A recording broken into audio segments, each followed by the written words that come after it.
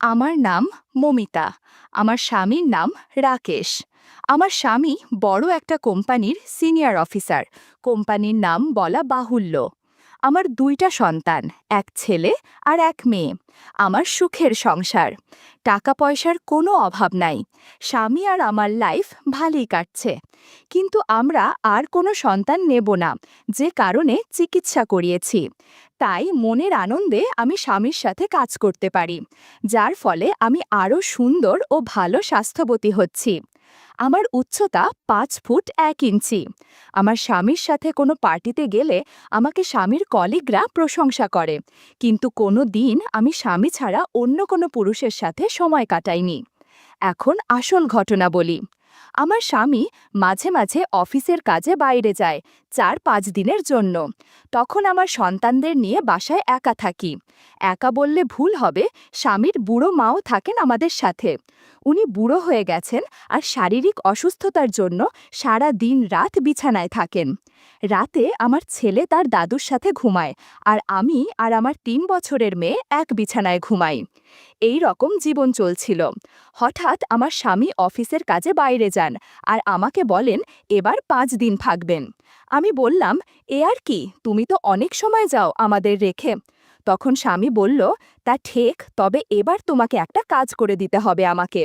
তুমি আজ রাতে আমার কিছু অফিসের ফাইল রেখে যাচ্ছি, তুমি এই ফাইলগুলা একটু দেখে মিলিয়ে রাখবে, কেমন? এই বলে আমাকে উনি চলে গেলেন। রাতের বেলায় আমি ফাইলগুলা দেখি আর সব কাজ রেডি করে রাখি, কিন্তু একটা কাজে কিছু ঝামেলা মনে হচ্ছে। আমি স্বামীকে বললাম। আমার স্বামী আমাকে বললেন, আচ্ছা, যা পারছো তাই যথেষ্ট। আমি আর কিচ্ছু বললাম না।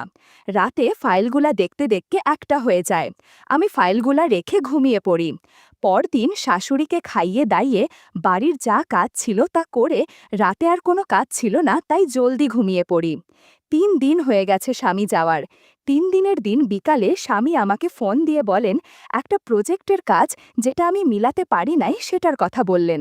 এই কাজটা কাল অফিসে পৌঁছাতে হবে আর ফাইলের কোনো কাজ হয়নি। আমি বললাম, এটা তো বললাম পারিনি।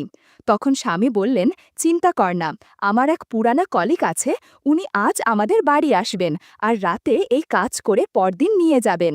উনার নাম আকাশ মিত্র। আমি বললাম, রাতে কি উনি আমাদের বাড়ি থাকবেন?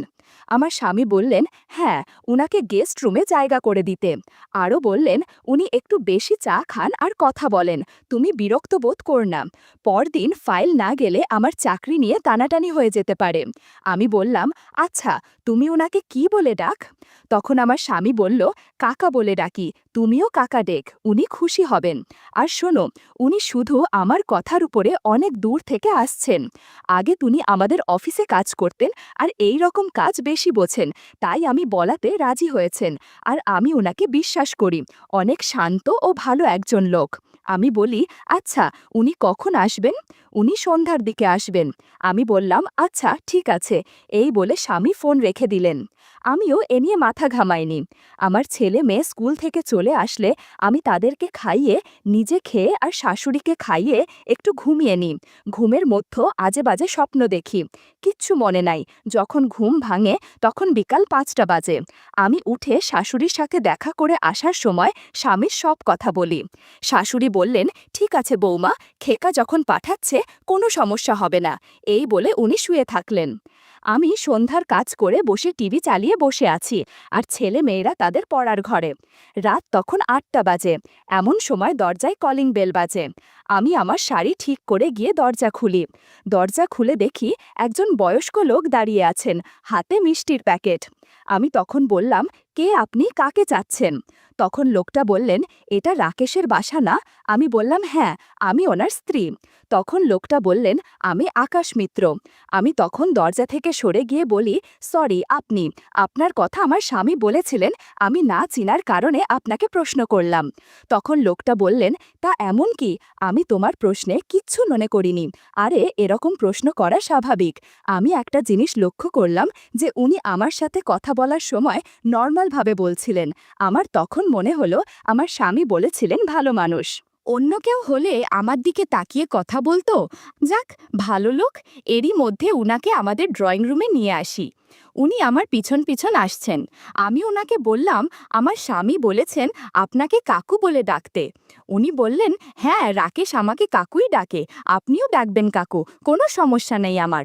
আমি বললাম, আপনি বসেন, আর হ্যাঁ, আমি আপনার অনেক ছোট, আমাকে নাম ধরে ডাকবেন। উনি হেসে বললেন, আচ্ছা। আমি ওনার জন্য কফি আর কিছু নারিকেলের নাড়ু নিয়ে আসি। উনি বললেন, আরে এসব কেন? আমি খেতে আসিনি, আমি তোমার স্বামীকে হেল্প করার জন্য আসছি, আর আমার এত খাওয়ানো লাগবে না। আর হ্যাঁ, তোমার নাম বললা না, আপনাকে কি নামে ডাকবো আমি? সরি বলে ওনাকে বলি, আমার নাম মমিতা, আপনি মমি ডাকবেন। বেশ কিছুক্ষণ গল্প করার পর আমি রাতের খাবার রেডি করি। এরই মধ্যে রাত 10টা হয়ে যায়, আর আমার ছেলে মেয়েরা ড্রয়িং রুমে উনাকে পেয়ে উনার সাথে গল্প করতে শুরু করে। আমি একবার এসে তাদেরকে বললাম, আর ডিস্টার্ব কর না, এখন খেয়ে ঘুমাতে চলো। তখন রাতের খাবার খেয়ে আমি ঘর থেকে বের হয়ে আমার ঘরে এসে একটা নাইটি বের করি। বের করে মনে পড়ে আমার তো কোনো গাঢ় কাপড়ের নাইটি নাই, সব হালকা। আমি নাইটি পরলে একটু সমস্যা হতে পারে। না, নাইটি পরে ওনার সামনে যাব না, যদি উনি কিচ্ছু মনে করেন। তাই আমি আর নাইটি পরিনি, শাড়ি পরেই থাকি, আর ফ্রেশ হওয়ার জন্য বাথরুমে ঢুকি। তখন মনে পড়ে স্বামীর সাথে তো যোগাযোগ করিনি, তাই আমি তাড়াতাড়ি ফ্রেশ হয়ে এসে আমার স্বামীকে ফোন দেই। তখন ওনার সাথে যা কথা হয় তা সব বলি, আর এও বলি উনি আসলে ভালো মানুষ। আমার স্বামী বলেন, বললাম না, দেখবে তোমার ভালো লাগবে ওনার সাথে কথা বলতে। আমি বললাম, উনি আমাকে ওনার সাথে রাত জেগে ওনাকে সঙ্গ দেওয়ার কথা বলেছে। তখন স্বামী বললেন, ভালো, তুমি শিখে নিতে পারবে, পরে আর কারো সাহায্য লাগবে না। আরও আমাদের কিছু কথা বলে ফোন রেখে দেই। ফোন রাখার পরে আমি ভাবি একজন ভিন্ন জাতের লোক আমাদের বাড়িতে আমাদের কাজ করার জন্য এসেছে, আর আমি সেই লোকের সাথে রাতে থাকব। রাতের কথা মনে হতেই আমার কেমন যেন অস্বস্তি হতে লাগলো। আর হ্যাঁ, উনার বয়স সম্ভবত 49-50 হবে, তবে দেখে বোঝা যায় না এরম বয়স। এরই মধ্যে রাত 12টা বেজে যায়, তাই আমি আর দেরি না করে উনার রুমে যাই। যাওয়ার আগে শাশুড়ির রুমে গিয়ে দেখি উনি ঘুমাচ্ছেন। রাতে উনি ঘুমালে আর কোনো খবর নাই, তাই তেমন কিছু ভাবিনি, আর ভাবার কোনো কারণ নেই। আমি তো আর উনার রুমে খারাপ কোনো উদ্দেশ্য নিয়ে যাচ্ছি না। তাই আমি উনার রুমে গিয়ে দেখি উনি কাজ করছেন। আমাকে দেখে উনি তাকালেন আমার দিকে, আমিও উনার দিকে তাকালাম। মিচকি একটা হাসি দিলেন। আমি ভাবলাম আমি আসছি দেখে হয়তো তাই, আর কিচ্ছু বললাম না। আমি গিয়ে উনার সামনের সোফায় বসলাম। উনি আমার দিকে আবার তাকিয়ে বললেন, কাকু, মমি, চাইলে এ কাজ তুমি করতে পারতে, এ তো কোনো সমস্যা নাই, প্রায় কাজ করা। আর তোমার স্বামী আমাকে ফোন করেছে, আমার থাকা খাওয়ার কথা বলছে। আমি বলে দিয়েছি আমি খেতে আসিনি, আমি আমার কলিগের কথা রাখতে আসছি, কোনো চিন্তা যেন না করে। আসলে তোমার স্বামী তোমাকে খুব ভালোবাসে, তাই না? কেমন ভাবে আমার দিকে তাকিয়ে কথাগুলো বললেন। আমি একটু লজ্জা ভাব নিয়ে বললাম, হ্যাঁ, ও আমাকে খুব ভালোবাসে, আর আমিও আমার স্বামীকে ভালোবাসি। তাই শুনে কাকু বললেন, আচ্ছা ঠিক আছে, তুমি দেখ আমি কাজ করছি। আমি দেখতে লাগলাম ওনার কাজ। উনি এক মনে কাজ করছেন। এরই মধ্যে আমি একবার দুবার গিয়ে ওনার জন্য কফি নিয়ে আসি, সাথে আমার জন্য নিয়ে আসি। রাত তখন 2টা। কাকু বললেন, তোমাকে কষ্ট দেওয়ার জন্য দুঃখিত। আমি বললাম, না কাকু, কোনো সমস্যা নাই। আচ্ছা কাকু, আর কত বাকি? কাকু বললেন, এখন তোমাকে শেখাতে হবে, এটুকুই বাকি। আমি ওনার কাজ দেখে অনেকটা বুঝে গেছি, তাই উনি আমার পাশে বসে ফাইলটা খুলে আমাকে বলতে লাগলেন, মানে শেখাতে লাগলেন। আমিও মনোযোগ দিয়ে উনার কাজ করার ফাইলটা শিখছি। উনার হাত নাড়ানোর সময় একবার আমার হাতে স্পর্শ লাগে। আমি কিচ্ছু মনে করিনি, বা উনিও তেমন গুরুত্ব দিলেন না। জানি না উনি ইচ্ছা করে করলেন নাকি অনিচ্ছায় লাগলো। আমাকে কাজ দেখাচ্ছেন, আর আমার সাথে অনেক ধরনের আলাপ করছেন, এমনকি আমাদের সংসারের কয়জন সদস্য আমরা কোথাও ঘুরতে যাই কিনা উইকেন্ডে। এইভাবে কথা বলতে বলতে কাজ দেখানো ও কাজ শেখানো হয়ে গেল। পরে উনি বললেন, মমি, আমাকে আর 1 কাপ কফি দিও, আর একটা লুঙ্গি দিও। আমি তখন বললাম, কাকু, আমাদের ঘরে লুঙ্গি নাই, তবে আপনাকে আমার স্বামীর একটা ধুতি দিতে পারি, যদি আপনি পরেন। কাকু বললেন, আমি প্যান্ট পরে ঘুমাতে পারি না, তাই আমাকে লুঙ্গি পরতে হবে, কিন্তু আমি যে কখনো ধুতি পরিনি, আচ্ছা নিয়ে আস দেখি। এই বলে আমি গিয়ে আগে ওনাকে ধুতি দিয়ে কফি বানাতে যাই। কফি নিয়ে এসে দেখি কোনো মতে একটা গিট দিয়ে পরে আছেন ধুতিটা। আমি দেখে হাসতে থাকি। কাকু বললেন, হাস কেন, ধুতি পরা হয়নি? আমি বললাম, না কাকু, আপনি পড়তে পারছেন না। কাকু বললেন, কি করব বল? আমি বললাম, আমি আপনাকে পরিয়ে দেব, আপনি আসেন, আমি দাঁড়িয়ে আছি। উনি ধুতি তুলে আমাকে বললেন পরিয়ে দিতে। আমি কি করব কিচ্ছু বুঝতে পারছি না। এই সময় কিছু আপত্তিকর ঘটনাও ঘটে। বন্ধুরা, ইউটিউবের কড়া নিয়মের কারণে এসব ঘটনা সরাসরি বলা যাচ্ছে না। তোমরা কমেন্টে দেয়া লিংক থেকে আমার ওয়েবসাইট ভিজিট করো, সেখানে একদম খোলামেলা গল্প দেয়া আছে। আমি কোনো মতে কাপা হাতে কফির কাপ দিয়ে চলে আসব। এমন সময় কাকু বললেন, আরে মমি, বসে আমার সাথে কফি খেয়ে কাপটা নিয়ে যাও। আমি কি আর করব, অজ্ঞতা বসতে হলো। উনার পাশে বসে আমি কফি খাচ্ছি, কিন্তু কেন জানি বারবার অদ্ভুত চিন্তা মাথায় ঘুরোচ্ছিল। কফি খেতে খেতে বললাম, কাকু, আপনি একটু ফ্রেশ হয়ে আসেন। এই সময় কাকু বললেন, ও সরি মমি, জানি না আজ কেন এমন হলো। আর এদিকে আমি অস্বস্তিতে পড়ে গেলাম। আমি বললাম, কাকু, যা হওয়ার হয়েছে আর না, আর দয়া করে আপনি আমার সম্মান রক্ষার জন্য কাউকে বলবেন না। এই বলে আমি কাকুর মোবাইলে তাকিয়ে দেখি রাত ৩:৫০ বাজে। কাকু ৩টে থেকে কাজ শুরু করেছেন, মানে ৫০ মিনিট ধরে কাজ করেছেন। আমি বললাম, কাকু, এখন ছাড়েন, আমি যাই। আর আপনি কাল কখন অফিসে যাবেন?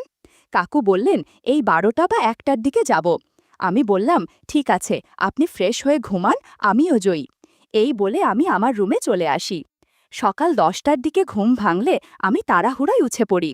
উঠে বাথরুমে গিয়ে হাতে মুখে পানি দিয়ে বের হয়ে দেখি শাশুড়ির রুমে কাকু বসে গল্প করছেন। আমি তাদের দেখে কাছে যাই, আর কাকু বলেন, মমি, উঠেছ? মাঝি, আপনার বৌমা খুব ভালো, রাতে আমার সাথে থেকে আমাকে কাজে সাহায্য করেছে, তাই একটু ঘুমালো বেশি করে। শাশুড়ি বললেন, হ্যাঁ, আমার বৌমা ভালো। আর এই মেয়েটাকে এত করে আমি বলি আমাদের কি অভাব আছে। না, মেয়েটা আমার কথা শুনেই না, বলে সেও তার স্বামীর মতো স্বামীর কাজে সাহায্য করবে। আমি আর বাধা দিইনি, তাই তো রাতে আপনার কাজে সাহায্য করল। আর যদি শিখে থাকে তাহলে কাজে লাগাবে। আমি বললাম, কাকুর মতো ভালো মানুষ আমি আজ অবধি দেখিনি। উনি হাসি খুশি থাকেন আর মজার মজার কথা বলে কি করে যে সময় পার হয়েছে বুঝিনি। আচ্ছা মা, আপনারা গল্প করেন, আমি আপনাদের জন্য কফি নিয়ে আসি। আর মা, তোমার আদরের নাতি নাতনিরা কোথায়? শাশুড়িমা বললেন, তুমি ঘুমাচ্ছিলে বলে আর তারা তোমায় ডাকেনি। তোমার মেয়ে কফি বানিয়ে দিয়ে আমাদের খাইয়ে স্কুলে চলে গেছে। কি বল মা, রুহি কফি বানাতে পারে? যাক, ভালোই হয়েছে। কাকু আমার দিকে তাকিয়ে একটু মিচকি হাসলেন। আমিও হাসলাম। বললাম, আচ্ছা ঠিক আছে, আবার নিয়ে আসি। এই বলে আমি কফি বানাতে যাই, কফি নিয়ে আসি। কফি খেয়ে আমি রান্না বান্না করতে থাকি। তখন রান্না কি করব, শুধু রাতের কথা বারবার মনে হচ্ছে। আমি কি করলাম? মনে মনে হাসি, আর এরই মধ্যে রান্না হয়ে গেল। খাবার ডাইনিং টেবিলে রেখে আমি কাকুর রুমে কাকুকে ডাকতে গিয়ে দেখি কাকু স্নান করার জন্য রেডি হচ্ছেন। আমি যেতেই বললেন, মমি, কিছু বলবে? আমি বললাম, আমি আপনার খাবার রেডি করে টেবিলে নিয়ে আসছি, জানি না যে আপনি এখন স্নান করবেন।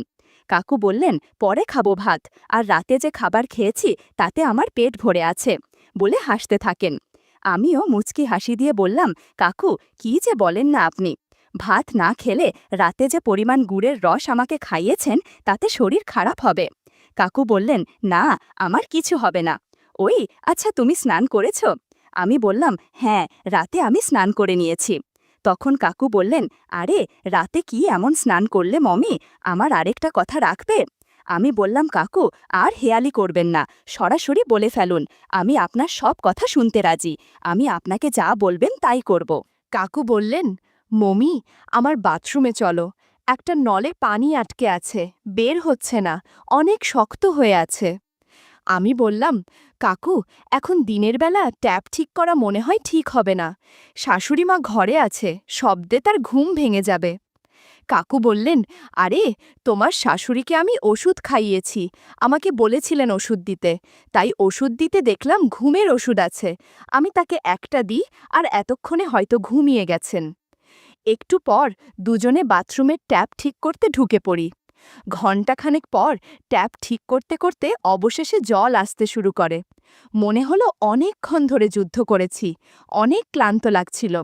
আমি বললাম, কাকু, চলেন খাবার খেয়ে নিই। আমি আমার রুমে গিয়ে ফ্রেশ হয়ে নিলাম। এরপর খাবার টেবিলে গিয়ে দেখি কাকু বসে আছেন। সরি কাকু, দেরি হয়ে গেল, শুরু করেন। এই বলে কাকুকে খাবার বেড়ে দিই, আমার জন্য বেড়ে খাওয়া শুরু করি। কাকু কিছু বলছেন না, খাওয়ার দিকে মনোযোগ দিয়ে খাচ্ছেন। আমি বললাম, কাকু খাবার কি ভালো হয়নি? কাকু বললেন, না তা কেন হবে, কত সুস্বাদু খাবার, এরকম খাবার আমি জীবনেও খাইনি। আমাদের খাওয়া শেষ হলে কাকু বলেন, আর দেরি করা যাবে না, আমি গেলাম ফাইল নিয়ে, আর রাকেশের সাথে ফোনে কথা বলতে হবে বলে রাকেশকে ফোন দিলেন।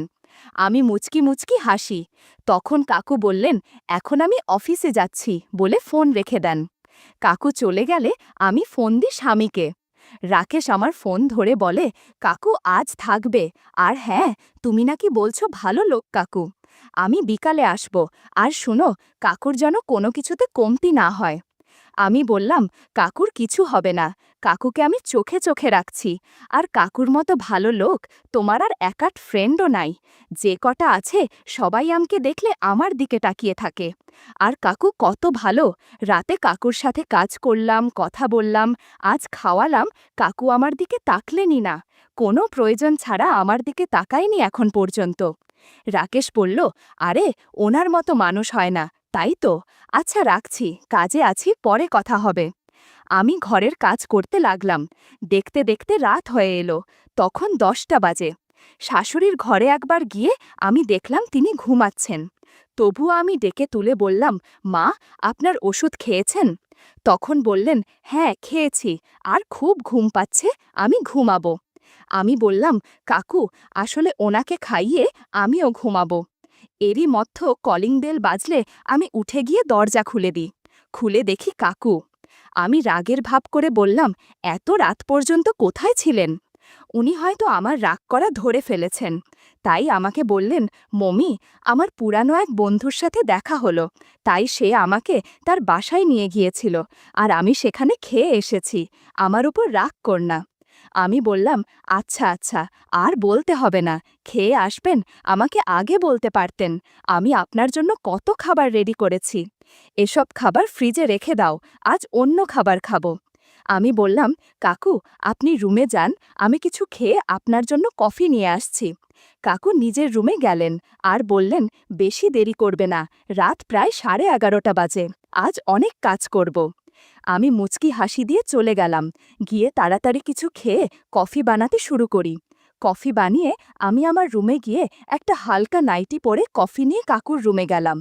কাকু আমাকে বললেন, আরে আজ তোমাকে ভীষণ সুন্দর লাগছে। আমি বললাম, ভালো হয়নি? কাকু বললেন, ভালো মানে সব ভালো লাগছে। এরপর আমরা কাজ করতে শুরু করি।